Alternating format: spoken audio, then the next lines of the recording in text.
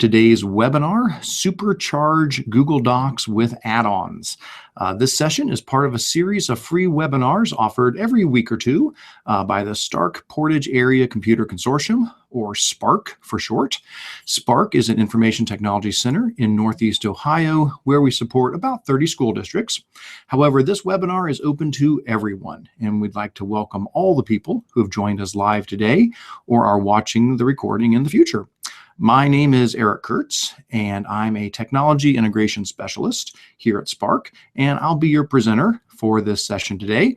I'm also joined by Anthony Luscre, my partner in crime here, and he's going to be monitoring our Q&A document, which we'll speak about in just a few moments. So appreciate Anthony joining me today in office for this.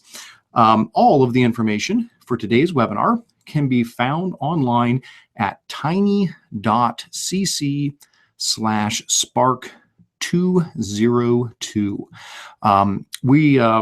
I would encourage you, if you have not opened up that site yet, you should go there, and we're going to pop over there here in just a second and show you what you're going to find there. But again, just to repeat that, tiny.cc/SPARC201 is the link where we have all of the resources for this session. So I'm going to go ahead and give that a click and show you what's over there.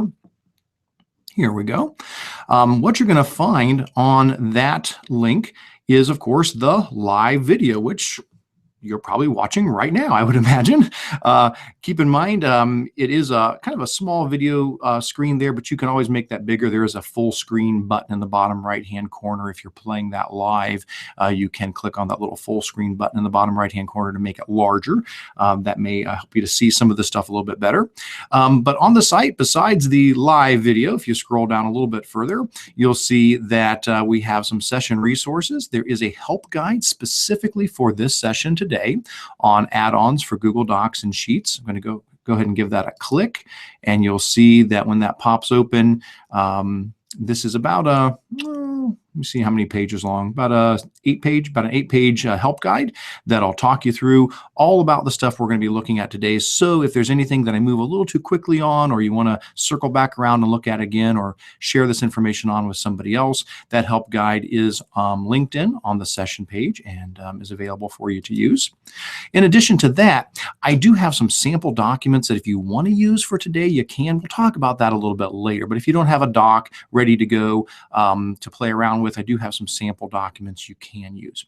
Also, I'll mention this is sort of like a higher level session on Google Docs. This really is not an introductory session on Docs. So if you haven't used Docs a whole lot, I did also throw in a link to additional resources on Google Documents.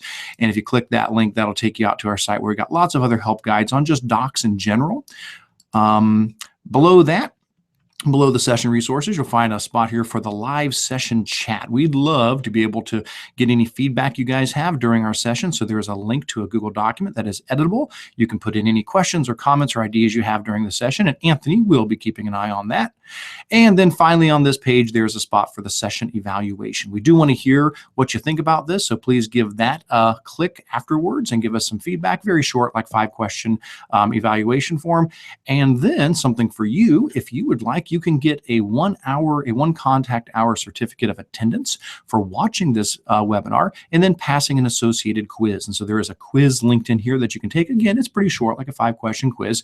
But after watching the webinar and taking that quiz, you can do that, and you'll be sent a certificate of attendance for attending this session.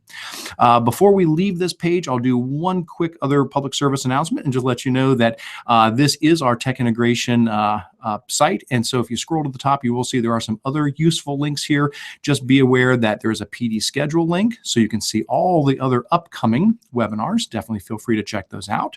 There's a recorded trainings link, which will show you previous webinars. We've just started this up last month, so we only have one on there so far, but it's going to keep on growing as we add more and more.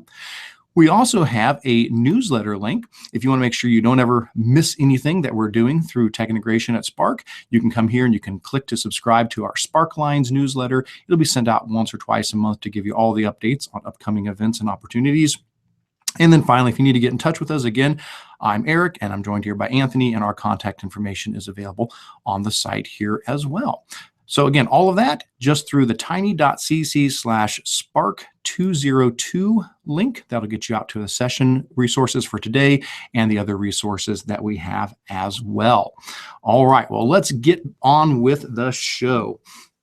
So for our session today, our agenda is going to include a very brief Google Docs overview just to set the stage, followed by what are add-ons, how to install add-ons, how to use add-ons, how to get rid of them if you don't want an add-on. And then we're going to dive into about 10 or so, depends upon time, how far we get, add-ons that I think are really good examples that you can play around with in Google Docs. And hopefully that'll give you a nice overview of the sort of add-ons that are available out there. So that's the plan for our session today. Now, as far as what prerequisites you should have for this session, you will need a Gmail or Google Apps account because we are going to be inside of Google Docs and creating a document and playing around with add-ons. You could use a personal Gmail account or a school-provided Google Apps account. That's fine either way. In addition, as I mentioned before, you really should have at least a general understanding of Google Documents. This really is not an intro to Google Docs session, so I'm really not going to be talking about most of the Google Docs features. Instead, we're going to be looking at the add-ons.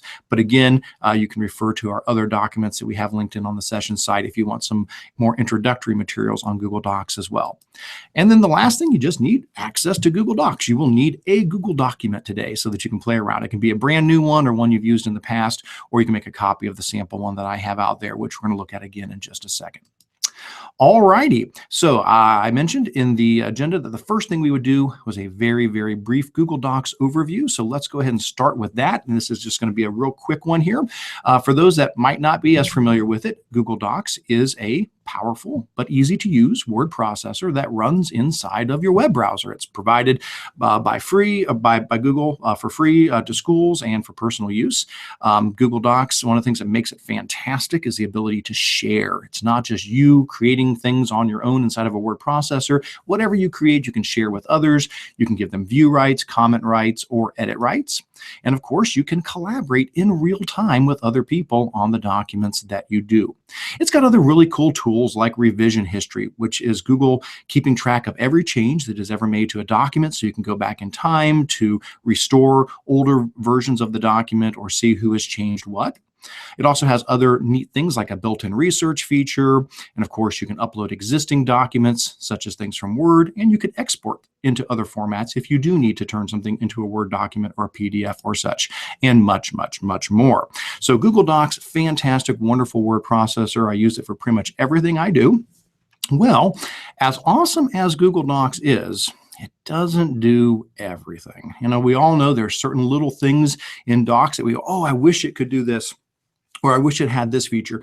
Now, Google Docs is getting better all the time. You know, if you go back a few months, you'd probably have, there's definitely would be features that are there now that weren't there even just a few months ago. They're always rolling out new things.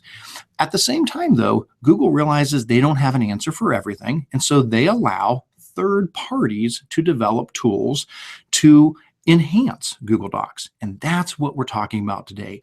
Add-ons.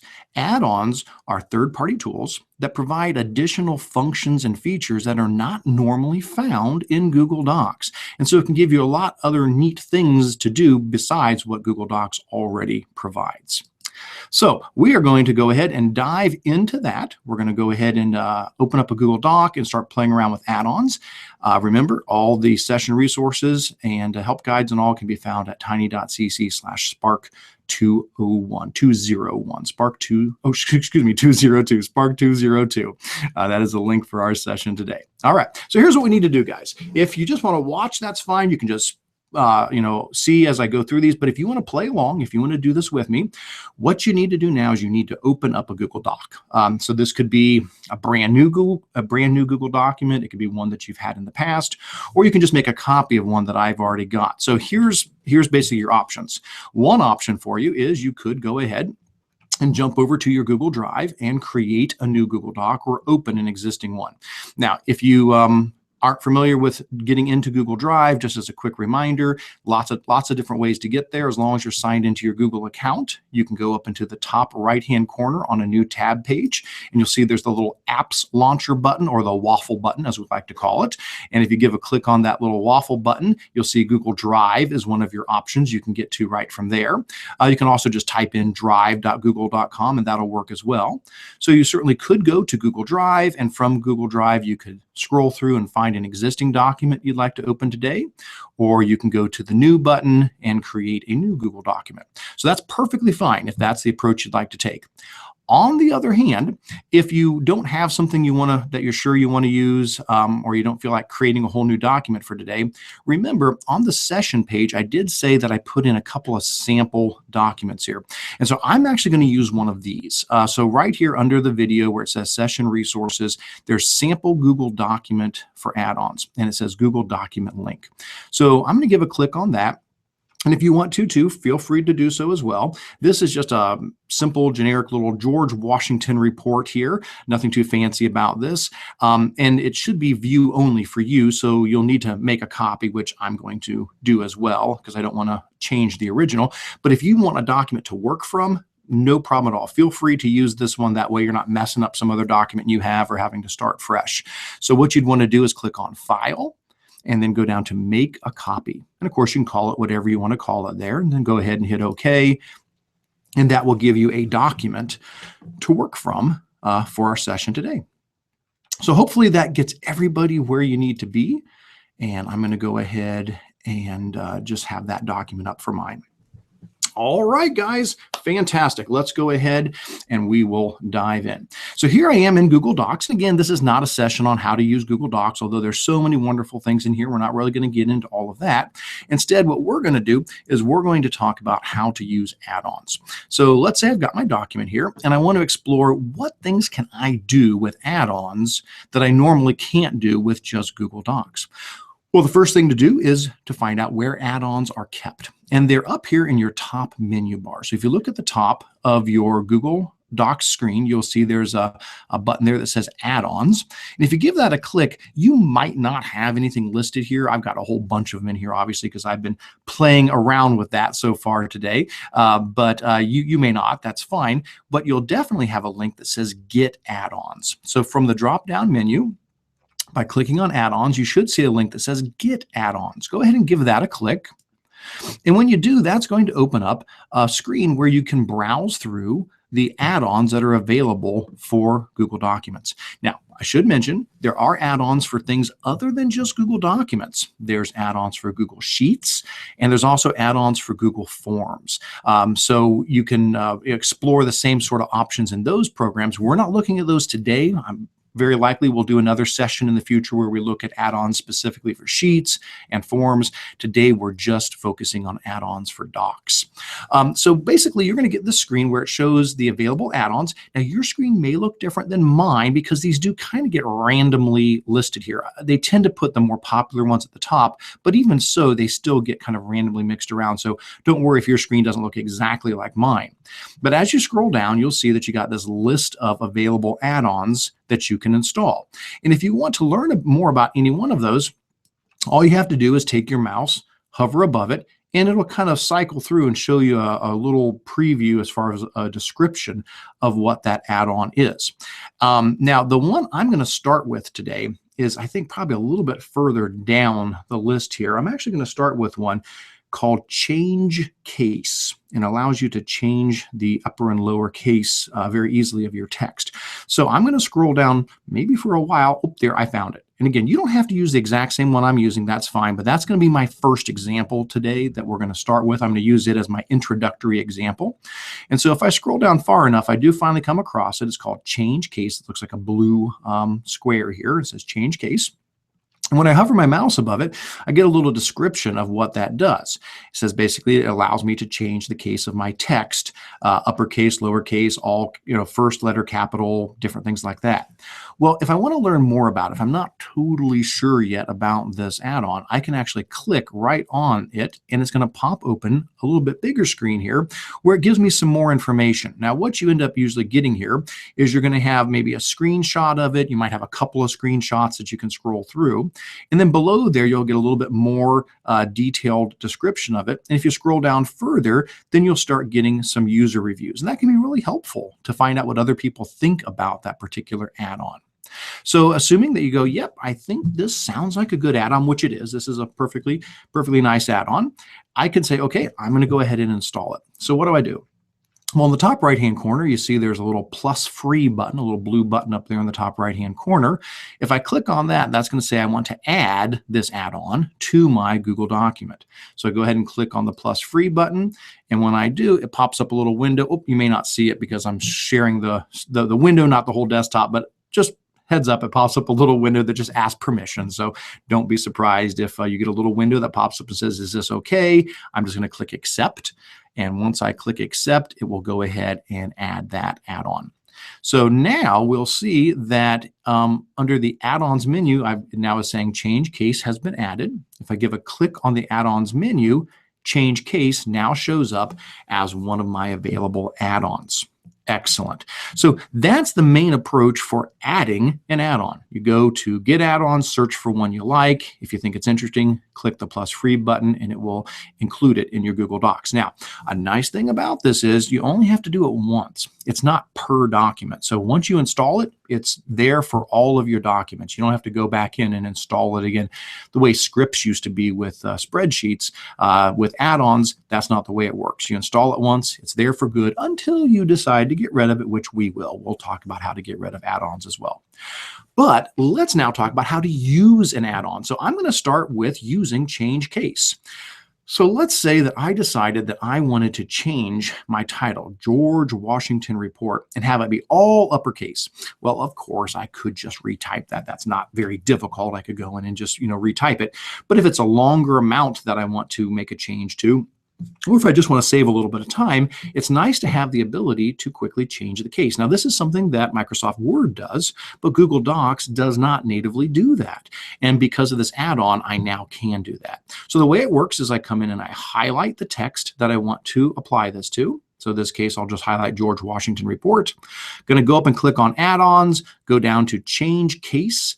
And from the pop-up on the side, you'll see I can choose all uppercase, all lowercase, first letter capitals, invert case, sentence case, or title case. So I could say, let's make it all uppercase. Click on that, give it a second to do its thing, and boom, simple as that, it's all uppercase now.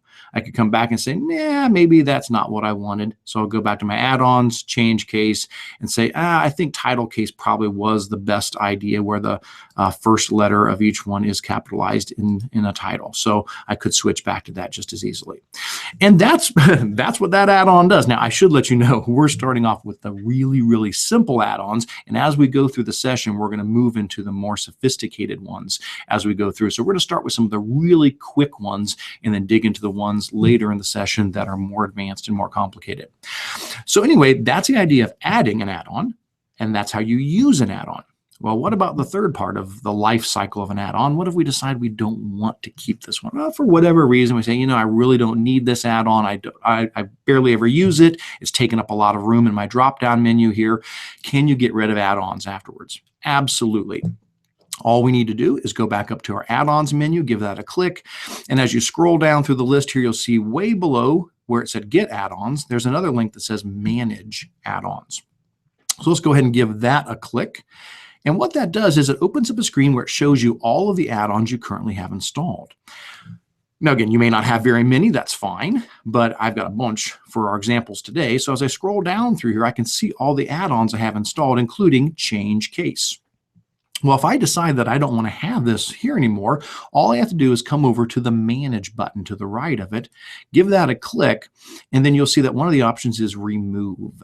If I choose Remove, as simple as that, poof, it has been removed. Now, I can always add it again with the plus free button, or I can go back into my add-ons, go back to Get Add-ons, and go hunt it down, find it again, and install it.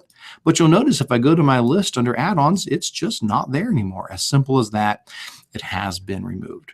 So that's the basic idea of how add-ons work. Go to Get Add-ons, find what you want, install it, use it. If you don't like it, just go back to add-ons, choose Manage Add-ons, and then you can remove it just as simply.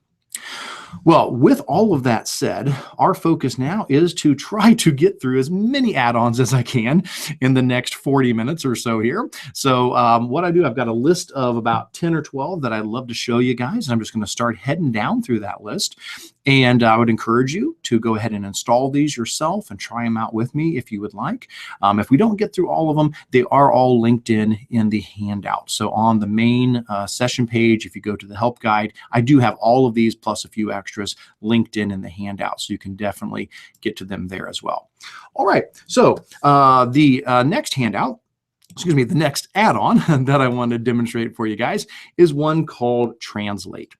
So if you go up to your add-ons and you go to Get Add-ons, the one that I'm looking for is the one, it's called Translate. And so I'll pull it up on the screen just so you can see it here, which by the way, if you don't want to scroll through, you can always search too. There's a little search box up here. I could just type in Translate and run a search, and you'll be able to find the add-ons that way as well. Now, I've already got it installed, so I don't need to install it, but that's the one we're looking for, is this Translate app.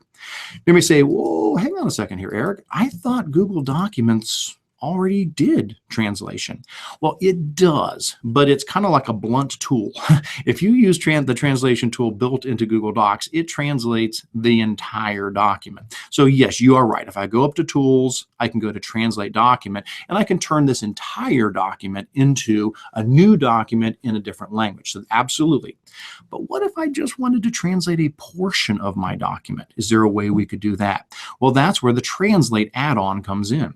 So what I can do is, let's say I want to grab, I'll just grab my final sentence of my first paragraph here. And if I were to highlight this final sentence in the first paragraph and I decide that I want to turn it into a different language, I could go up to my add-ons. And because I've installed Translate, which if you haven't yet, you will need to install that. If I go to Translate and then go over to Start, what it will do is it will open up and ask me what language I would like to translate that text into. And at the moment, we've got English, French, German, Japanese, and Spanish. So I'll go with Spanish.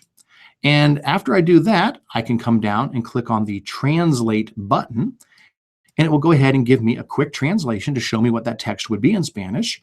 And then it gives me an option to click Insert if I would like to put that in place of this in the document, which I will do. I'll click Insert, and as simple as that, boom, that has now been translated from English into Spanish. A lot of add-ons do work this way, where they do say pop-up on the side. That's very common. Now, with the change case one we did earlier, there wasn't a side panel because it was a very basic add-on. But what you're seeing here, this is very common. A lot of the add-ons will do that. They'll pop up a little side panel here. But that, and I'll go ahead and close out. And when you're done using it, you can just close out of it with a little X. That is the Translate add-on. And again, just as a reminder, if anybody has any questions at all as we're going through this, or you've got a great add-on that you love, or anything you want to mention, please do feel free to jump into the shared Q&A doc, and you can include that in there.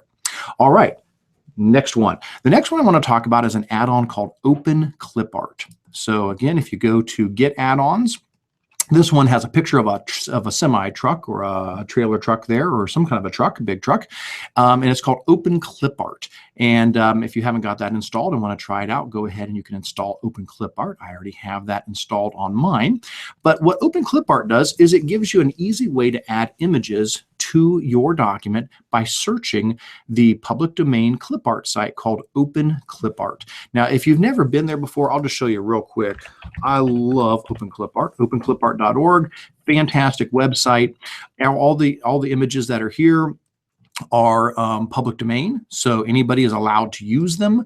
You don't have to worry, students don't have to worry about coming across an image that is copywritten and then using that inappropriately in their works. So Open Clipart is a site that I recommend a lot of times. And yes, I can absolutely go into Open Clipart. I can search through that site. I can find a piece of clipart I like. I could save it and upload it. I could drag and drop it. Sure, I could absolutely do that. But what's nice is Open Clipart has made an add-on that allows me to do all of that without ever leaving my document. So how does it work? Well, it's as simple as this. Basically, what we do is we click on Add-ons. We go down to Open Clipart and we click Search Clipart. And it's going to open up this panel on the right-hand side where I can now type in a search term to try to find a piece of clip art that matches what I'm looking for. So for my example now, let's say our second paragraph here talks about George Washington cutting down the cherry tree, which we know he didn't do, but it mentions it as a story that's often told about George Washington. But let's say I wanted to find a piece of clip art to add in to that paragraph. So I'm going to look for maybe an axe, because that's probably what he would have used to cut down the cherry tree. So I'll type in axe and I'll click on search and let that run a quick search there. And now it's going to find different pictures of axes, different clip art there. And actually this second one right over here looks kind of good. It's an axe laying down on its side with some little wood chips around it. So I can simply give a click on that.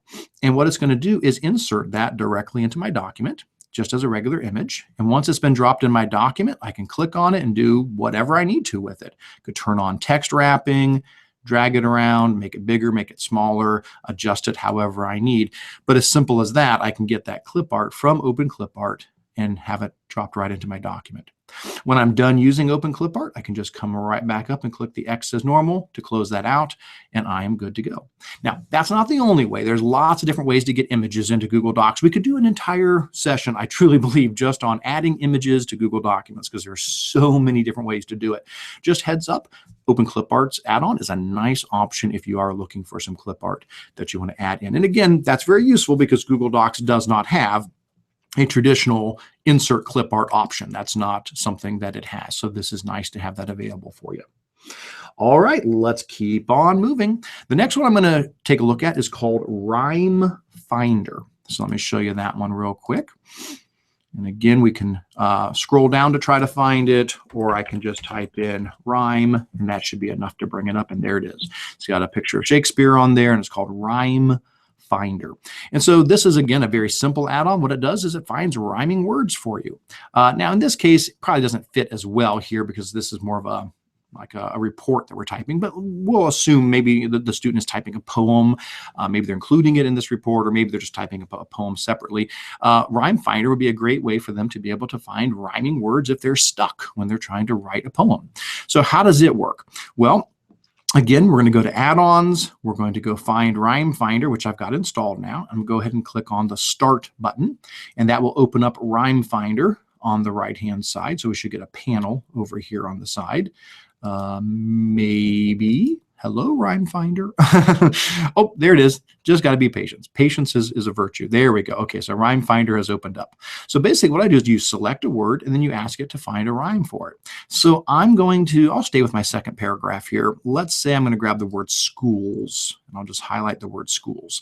And let's say the student is typing up a poem and they want to include a rhyme for schools, and they're kind of drawing a blank on what would be a good rhyme. Highlight the word schools, go over, click on Find Rhyme, and it will give you a bunch of different words that rhyme and tell you how many syllables they have. Now, there isn't any option to just insert directly into there. It just gives you a list, but that's great because now the student might get inspired by that, think of a different word than they had been thinking originally, and that could help them writing their poem.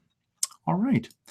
Next up, the next one is called Sorted Paragraphs. Sorted Paragraphs. So let me go back to Add-ons and get Add-ons, and I'll type in sorted.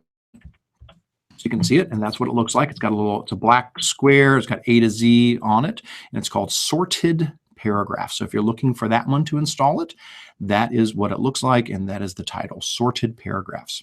Now, what Sorted Paragraphs does is just what you would think. It allows you to alphabetically sort a list of words or lines or paragraphs in your document. Now, again, I don't have a really good example here, so I'm going to actually have to type something in here. So after our second paragraph, I'm actually going to type in, and I'm just going to type in the first row of the keyboard, putting each letter on a different line, just for an example. I know this doesn't quite fit this example real well, but I'm just going to go right across the top of my keyboard, and I'm just going to type in, the first row of letters. Now, here's the way this works. Every time there's a new line, I was going to say a carriage return. That's going to show how old I am as I call it a carriage return. But every new line here is a new paragraph. And so if I wanted to, this could be a list of, of names. It could be countries. It could be people's names. It could be animals. It could be whatever. So, picture this as a much more interesting list than what I've just typed up here. But normally, if I wanted to alphabetize these, I would be kind of stuck. There's really nothing I can do in Google Docs that does alphabetizing. I'd have to come in here, highlight this, copy it, go over to Google Sheets, paste it into Google Sheets, do a sort in Google Sheets, then highlight it again, come back and paste it back in, which works fine. You definitely can do that. No problem with that at all. However, you don't have to do that anymore. Now, if you highlight the items that you want to sort, and you go up to add-ons and you go down to sorted paragraphs, you can sort from A to Z or Z to A. I'll choose sort A to Z, and boom, simple as that. Now we've got all of those sorted alphabetically. So that's another great add-on. All right, we're making good time here. All right, next one is called Easy Accents. So actually, I'm going to take out my sorting here. That's taking up a bit of room. I'm going to take that one off for a second there. Our next one is called Easy Accents. So let's go up to add-ons, go to get add-ons. And let me see if I can find that one for you guys real quick, just so you can see what it looks like. Oop, yep, there's first one there. Easy Accents, sort of a black background, says Easy Accents, and has a lot of accented characters in the picture there. Easy Accents is the name of this add-on. And what it does is it allows you to easily, as you can imagine, insert foreign language characters into your Google document. Now you, again, may say, well, Eric, doesn't Google Docs already do that? Absolutely, yes, you can. You can go to Insert, you can go to Special Characters, and from Special Characters, absolutely, you can find your foreign language characters in there and you can insert them. You can also use your keyboard to type character codes, absolutely. However, this is just another option that can make it a little bit quicker if you just need to quickly get just the characters that pertain to the language that you're wanting to use. So let's say that I took French in school, and now this has been forever ago, but I took French in school, and at least I know the word voila. So I will go ahead and type that in. I only know a few phrases in French. I think j'ai un crayon rouge, I have a red pencil, and voila. I think that might be it. That may be all I remember from 4 years of French, so I do apologize to my French teacher for that, but it's been quite a few years since then. But I do know that at least I know voila does have an accent on the end of it, that it's not just a normal A there. It has an A with a little accent above it. And again, I apologize. I can't remember if that's accent aigu, accent grave. Oh boy, I'm in trouble now. But it does have a little accent above the A there. So one thing I can do if I don't want to go through insert to find the symbol or use keyboard codes is I can use this add-on. If I click on add-ons and I go down to Easy Accents, you'll see that it has a pop-up to the side where I can pick what language I'm typing in. So in this case, I'm trying to do French. So off of Easy Accents, I'll click French. And what it does is it very quickly just opens up a sidebar where it pulls just the accents that are, or the foreign language characters that are specific to that language. Now I said quick, but it is working out. Again, patience is a virtue. Up there we go. And so you'll see it has pulled up the most common French characters that I might want to use. And there, the very first one, there it is. There's the A with the accent that I need. Now I could highlight my existing A, click here and replace it, or I could also just delete my existing A and click on the correct one here, and it will pop that right into my document. So again, the idea is if you don't want to go searching through all of the different possible foreign language characters, you can use this to choose the language you're typing in, and it will give you a quick list of the most common characters that you might be needing, and then you can close right out of it when you're done using it. All right, I think we're doing good here. And Anthony, just let me know if at any point you need to interrupt and stop me, please do so. That'll be fantastic. I'm going to keep on moving unless I hear otherwise. The next one we're going to take a look at is called Kaizena Mini. Now, Kaizena is one that has been around for a long time in a lot of different formats. So you might be familiar with Kaizena as a Chrome web app or a Chrome web extension. it is now also an add-on. So some of these do exist in different formats than what you're seeing here. So if I go ahead and go to Get Add-ons, Kaizena usually shows up pretty close to the top, and there it is, Kaizena. There's Kaizena. And so go ahead, and if you haven't had a chance, go ahead and install that. And I'm going to actually let you know this one takes a little bit longer to install. So if you want to play along with me here, you want to go ahead and install that now, because it will ask you a couple of rounds of permission, because it does need to do some more sophisticated things. We are moving into the deeper end of the pool at this point, where we're starting to get into some more sophisticated add-ons. So once you've installed Kaizena, and I'm going to actually open it up myself here too, because it does take a little while to open up. And then we'll talk about what it does. So hang on for a moment as to what it does. We'll explain that in just a moment. But if I go to Add-ons and I go down to Kaizena Mini and I choose Open Kaizena Mini, what it's going to do is it's going to open up a panel over here on the right-hand side. If you've never used it before, it does ask you to install a plugin. So that's why I'm letting you know. I'm giving you a little bit of lead time here. If you do want to play along with me here, you do need to, actually, there'll be a button up here. I've already done it, but there'll be a button up here to install a plugin, and that's going to need permission. So that's what I'm saying is there's a number of rounds you have to go through. And then once it does get open, this is another thing that takes a little bit of time. You have to decide if you're giving or receiving feedback on the document. I'm going to say that I'm giving feedback, and I'm going to do this right now just because it does take a little while to load this, and then that'll be out of the way and I can talk about what it does. Okay, so with all of that housekeeping out of the way, just what is Kaizena Mini? What is this thing? Well, basically what it is a fantastic tool that allows you to leave voice comments on a Google document. Now, we all know you can leave text comments. That's very normal. You can come in, you can highlight something, you can go insert comment, and you can leave marginal comments over here on the side, which is fantastic. That's a great way to grade a student's paper and leave feedback for them about things they need to make changes to. Well, that's fine and all, but what Kaizena does is it allows you to record your voice as well, so that you can leave recorded voice comments attached to different parts of the document. And then that gives a lot more personal touch to it. And it allows you just to sort of highlight something, talk about it, highlight something else, talk about it, highlight something else, talk about it. Then the students can come back to the document later, and when they open it up, now they'll need to use Kaizena Mini as well. They'll need that add-on as well. But with that add-on, they can go through and click one by one and click a play button, and they can listen to your comments being read back to them. So let's show how this works. So again, I opened up Kaizena Mini, and then I chose I am giving feedback for the document, and then it asks who is receiving feedback. Now, obviously, this is a silly example because I'm the only one in this document, so I have to pick myself, but normally you would pick the student. So the use case is the student has typed up a document, they have shared it with you, either through Google Classroom or just through a regular Google document sharing, and you're now giving them feedback. So yes, you would normally pick the actual student. Here I have to pick myself because I'm the only one.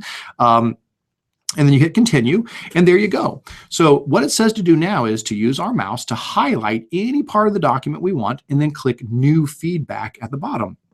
So I may come in here. Oh, and by the way, you may have noticed it added this to the top of the document. It says Open Kaizena Mini from the Add-ons menu above to view feedback attached to highlights. So it does add that into the document. It's like a little heads up for the kids or whoever's on the other end to let them know that there's feedback to be listened to.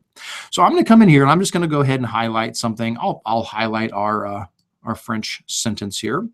Or no, I think that was our Spanish sentence. I'll highlight our foreign language sentence here. And let's say I wanted to leave some feedback on this. With that highlighted, I can just come over here now and click on the new feedback button. And what it's going to do is it's going to open up this little box here where I can add a highlight in a couple of, or excuse me, a comment in a couple of different ways. Now, yes, I can do a text comment. I can still do that. And I can also add a link if I want to say, hey, check out this link to get more information about what I'm talking about. But the one that I really want to show you is the first button, which is the little microphone button. And that's where if I click that, what it will do is it will let me start recording. So if I go ahead and hit my start recording button, now hopefully this doesn't interfere with the Hangout here, because I'm going to try to use my mic for two different things at once. Well, we're going to find out. If it does have problems, somebody please let me know if this interrupts what we're doing. But I'll click start recording. Testing 1, 2, 3. Testing 1, 2, 3. And then I just hit stop. And at that point, there it is. It has now put that recording in there. And so somebody could come in and hit play, and it would play that recording back. And I could just keep doing this all the way down. I can grab another sentence here and another sentence here. I can go through my whole document, keep highlighting things, hitting new feedback, and then recording my voice, giving the student that feedback. Then, like I said, when the student later comes in, they'll just go ahead and do the same process. When they go to the document, they'll go to Add-Ons, they'll go to Kaizena Mini, they'll open it up. Now, again, it may not look quite right since I'm the one giving the feedback here, but once they open it up, they'll be able to come in here, click on each of the highlighted items, and as they go down through there, they can play back and listen to my voice recording on that. So a fantastic way to provide a little bit more personal feedback to students. And if you prefer to leave feedback by your voice rather than typing up, it may actually be quicker and easier for you just to do that. So a great option on that. And of course, you could use this the other direction. I know I've been using it saying, oh, you're a teacher grading it. Keep in mind, you could just reverse this. You could be the one who types up this document with sentences the student needs to read. You share it with the student goes in, opens it up, highlights them one at a time, and they read the sentences, which records their pronunciation and how well they're reading the text you've given them. And then you can listen to one by one as they read these different sentences. So it doesn't have to be the other way. It could be you using this as a way for students to read aloud and to record their voice for you to then be able to give them a grade on that. So, all right, let's keep on going. The next one I'm going to talk about is called Text Help Study Skills. So let's find this add-on, show you where that's at. So we'll go to Get Add-Ons. And it comes up pretty close to the top two. There it is. Text Help Study Skills. It actually says highlighting tools on the picture, but the title is Text Help Study Skills. Looks like a green highlighter going across the screen there. That's the one we're looking for. Now, Text Help is a great company. They do one of my favorite extensions for Google Docs, which is called Read and Write for Google. So if you haven't played around with that, that's a whole different session when we talk about those sort of things. But Read and Write for Google is a wonderful extension, not an add-on, but an extension, a Chrome web extension that gives additional tools to Google Docs to allow you to do text-to-speech and dictation and picture dictionaries and all kinds of great things. Fantastic for special ed students, fantastic for lots of different learners, Read and Write for Google. And it does have a free version and a paid version, but if you're an educator, you can get the premium version free for a year just by filling out the fact that you're an educator. So anyway, that's a different tool for a different day, but it's the same company is the point that I want to make. So Text Help, great company, and this is one of their tools. So how does this tool work? What's the point of it? Well, the point of the Text Help Study Skills add-on is if a student was reading through a large Google document, maybe you've given them a Google document or given the whole class a document that has the notes from this chapter, or it's got the transcript of someone's speech, or whatever the case might be, the student might want to go through and highlight certain things that are important to them, basically taking notes, saying, this is a really important thing. I need to hold on to that. Well, if they do, after they highlight the things that are important to them, this add-on can then collect all those highlights together into a new Google document, basically as their abbreviated notes. So for example, let's say I came in and I go, all right, well, I'm gonna have to turn it on first. So let's go to Add-Ons, let's go to Text Help Study Skills, and let's click on Show Highlighting Tools. So I got to start by getting it turned on here.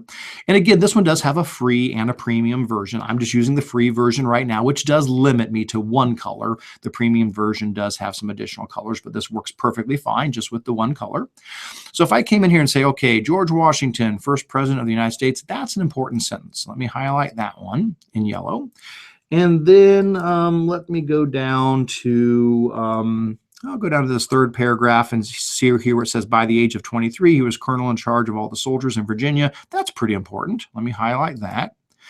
And then let me go down to the next paragraph, and let's say, Washington was chosen by the Second Continental Congress to be the commanding general of the Continental Army. That's important. I need to highlight that. And you get the idea. I could just keep on going down through this, but as I highlight these, as I select these and then click the highlight yellow button, it highlights those for me, which is great. So I'm taking notes basically.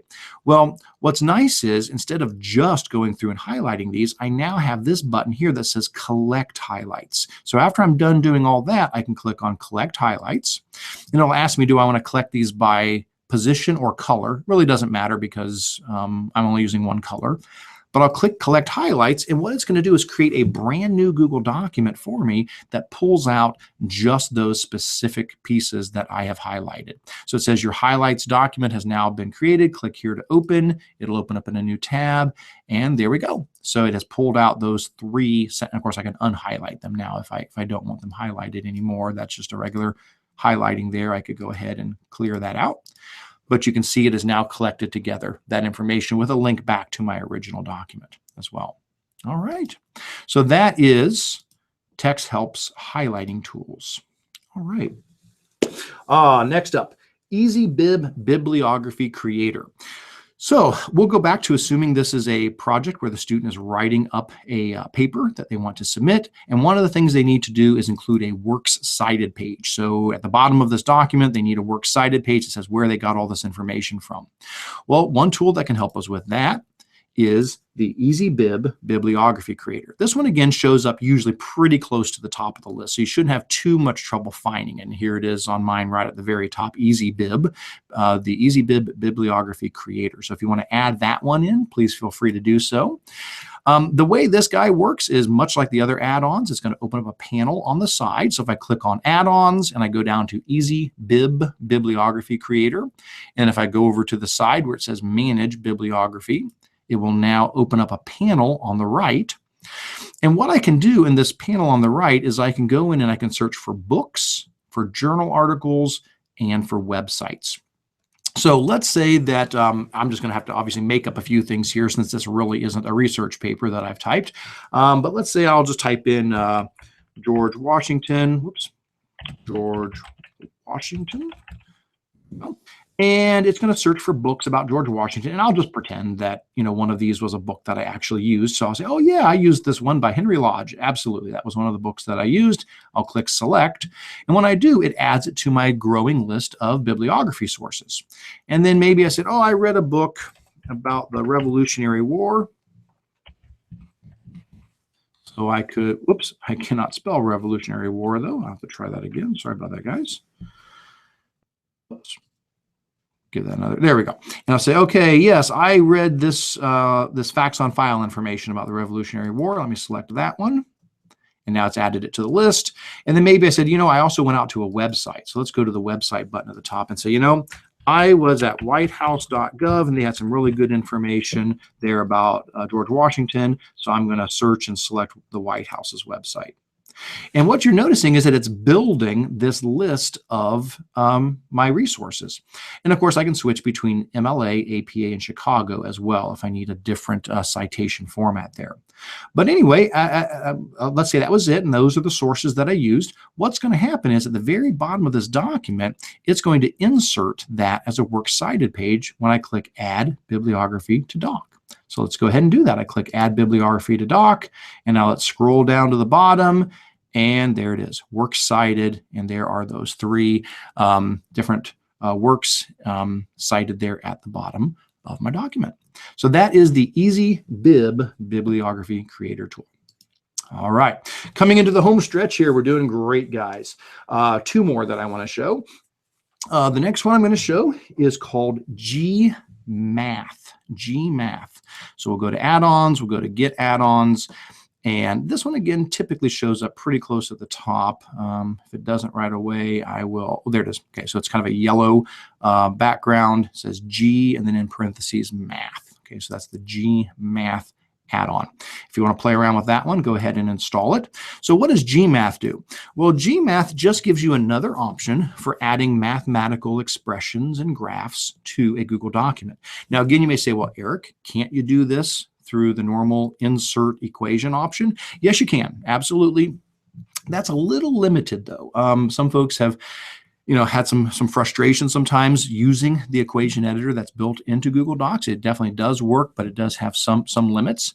So if you're interested in something else as another option, at least to take a look at, what you can do is go to add-ons, and you can fire up Gmath. Now with Gmath, you can create a mathematical expression, a graph, or a statistical display. I'm just going to do a mathematical expression for my example here. And when I click on that, it does what it always does, opens up a panel over here on the right-hand side. And it gives me one to start with. Now, obviously, I don't have to use this expression, but it's kind of showing me an example here. It's got 3 divided by x minus 2. So up here in the top box, that's where I actually type in my, my expression, or if I don't feel like typing it in, down at the bottom, they've already pre-made a bunch of things that I can click on to insert right up in there, and then I can just edit them as I need to. So I'm going to actually clear this out so I can start from scratch. So I'm going to hit the little clear button here and just start over brand new. And let's say I do want to make a fraction. So I'm going to do some sort of a fraction, which sometimes is hard to do in a Google Docs. So that's why I'm going to do that. If I scroll down below, you'll see that I've got all these different options I can pull from. But right at the very beginning is a button that says A divided by B. So that's going to be my fraction button that I want to use. So I'm going to click that. And as soon as I do, it goes ahead and throws up here in the top what it is, which is fraction AB, and it shows you a preview of what that looks like.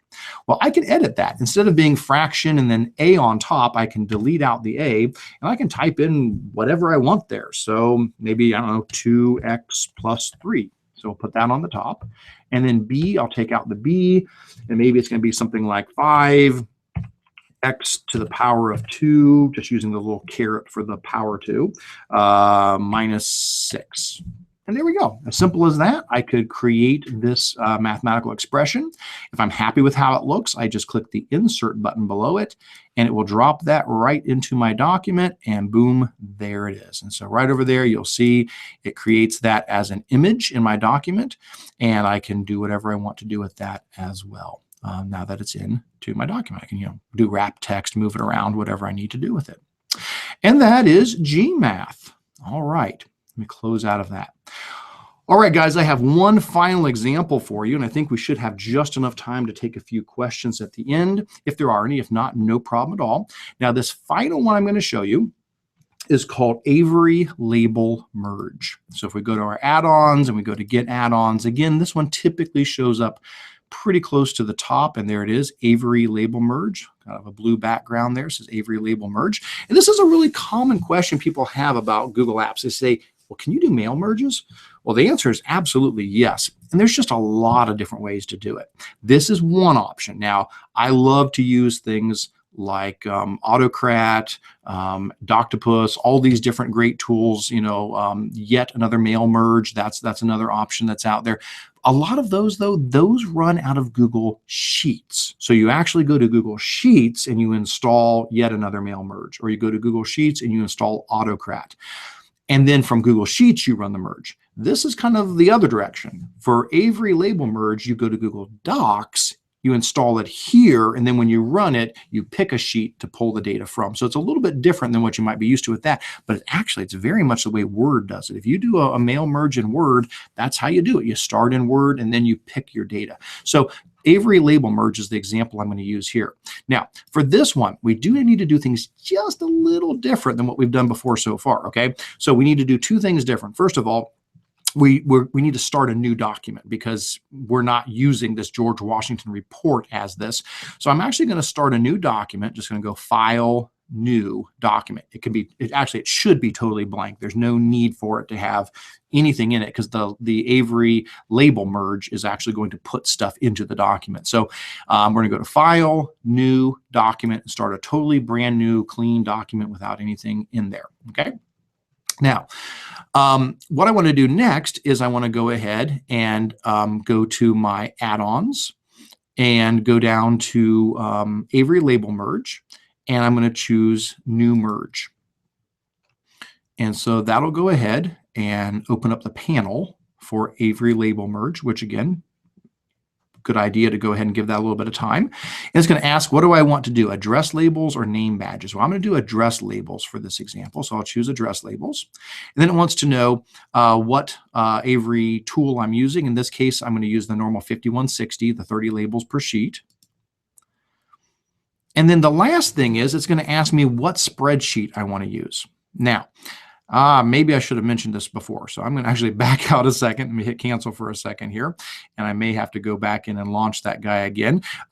If you don't have data, again, I have given you some. So back on our session page here that you're watching the video on, right below there under session resources, you will see I have linked in a demo address file for add-ons.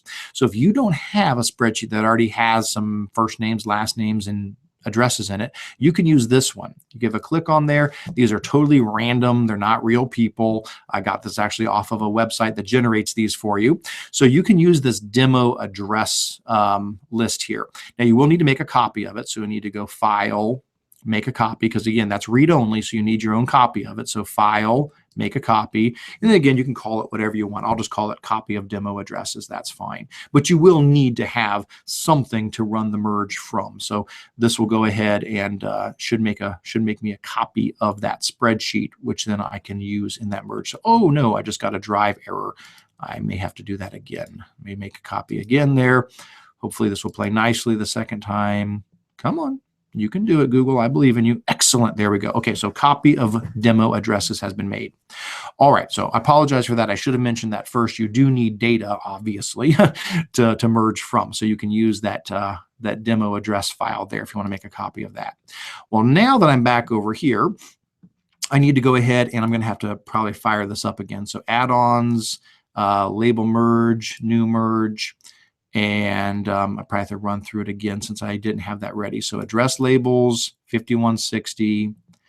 And now I need to choose my spreadsheet, and hopefully it's going to be at the top of the list. There it is, copy of demo addresses. So it's at the top of my list since I'm sorted by last modified.